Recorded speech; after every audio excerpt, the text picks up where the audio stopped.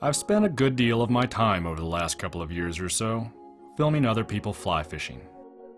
I've filmed them from Montana to Tierra del Fuego and a good bit in between. The thing about filming others fish is that, as hip and exotic as it might sound, you're filming and not fishing. You just can't do both well at the same time, and if you try, you'll probably drop your camera in the water. I've come close a couple of times. So you spend a lot of time looking for ways to make people casting and casting and casting look interesting. And when you've run out of ways to do that, and one eye is blurry from squinting through a viewfinder and the light is flat, you tend to just sit there and watch.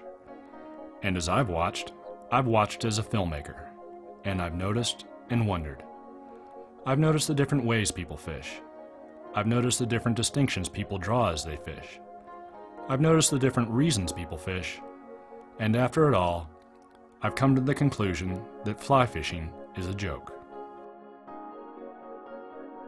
See, when you hear a joke and you take a few moments to really break it down and analyze it, to see why it generates the laughter, why it makes you smile, why it's funny, all of a sudden it loses its magic. It isn't funny anymore, and it becomes mystifying as to why anyone would find it so if they really thought it through. And yet, when you hear a good joke or a funny story, you don't think about all that. Instead, you smile and probably even laugh. You take a respite from your life, let the tension of your day evaporate, and exist in the moment. And what's more, everyone's sense of humor varies.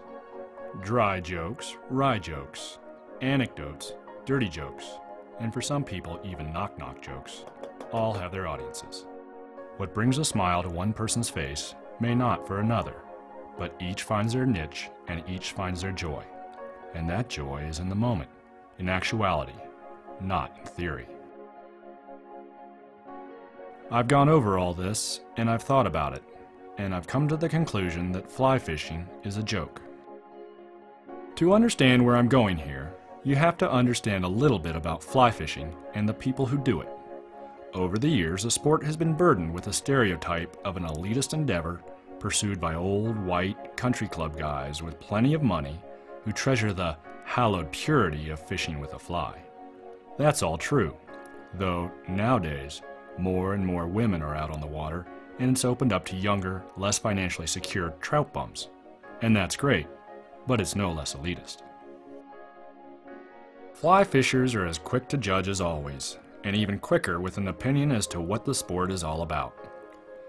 From behind the camera, I've watched people cast self-tied dry flies using bamboo rods, silk lines, and hand-milled reels from the same boat as someone with the newest technology chucking flies that seem to glow in the sunlight and weigh as much as some of the fish they bring in. I've heard others opine that you might as well use an ultralight spinning rod if you're going to fish with bead heads, and I've actually seen people tie a bassinator onto the end of their tippet in a paper rod spring creek. I've met people who track weights and measures like a field biologist, and others who measure their days in scenery and tight loops. I've been told about the river test, where you supposedly could only fish dry flies, upstream, to rising trout, no waiting. And I just read a story about trolling for landlocked salmon with a fly rod, and worked with footage of doing the same for sailfish.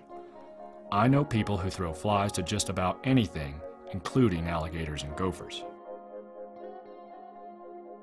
I saw and experienced all this, and the more I saw, the more I wondered what fly fishing was about. What's the point? Once you've caught that big sea-run brown in Tierra del Fuego, why fish the Madison? Once you've fooled that wary fish on the slow waters of a spring creek, why fish the Rio Chubut? Or conversely, once you've had a 60-fish day on the Lamar, why spend your days and weeks hoping for just one fish on the Clearwater? And what is fly fishing actually? Does it require the purity of using bamboo and your own hand-tied dry flies? Or does anything using a fly rod and fly line fall into the category? Where is the joy to be found exactly? As a filmmaker, I know that observation is much different than experience, that conveying that experience to a viewer is part of the art of documentary. I know that I can't literally convey that reality through the screen to the viewer. Every experience is different for each person, and the films I make create a different experience for each viewer again. I can choose to try to translate or try to create a whole new independent experience for the viewer. But just as analyzing a joke never makes us laugh in the same way as when we just unexpectedly hear it, there are limits to the connection we can achieve through the lens of the camera. We can only aspire to a semblance of the experience that conveys the smallest part of the joy of something like fly fishing. So, as I sat there on another shoot on another river, watching other people fish, I came to the conclusion that fly fishing is a joke. And then, eventually, I picked up a rod and threw out a fly. And then I did it again. And again. And again. I tried to read the water. I tried to make my cast as close to perfection as I could, to make that fly fall just where I wanted it. I fished dries, and I fished big heavy streamers. I focused. And the world melted away. The tension evaporated. The prison of modernity released its hold, and I forgot my well-considered analysis, my futile reasoning, and instead, I fished. I removed the mechanical barrier of camera and lens and became the subject, became the one with the atavistic connection to my surroundings, to the river. And as I fished, I experienced the simple joy of losing myself in actuality. And then,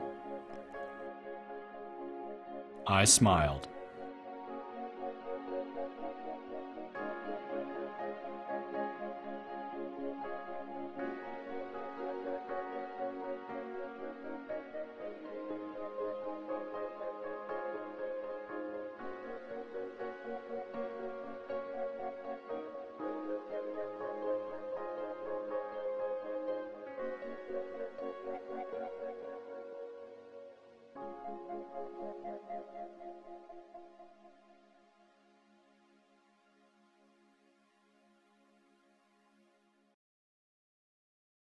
That reminds me of an old joke. Did I tell you the joke about the old lady that had a couple monkeys for pets? No. And she had them for years and years, and finally one died and then the other one died. And she didn't know what to do with the body, so she called a friend of hers, a younger man, you know, and he said, why don't you give these to a taxidermist? And he said, oh, you can have them mounted. And she said, oh, no, sorry. She called a taxidermist after this fellow told her to. And the taxidermist said, well, do you want these monkeys mounted? And she said, no, just shaking hands. Have you never heard that one? From you.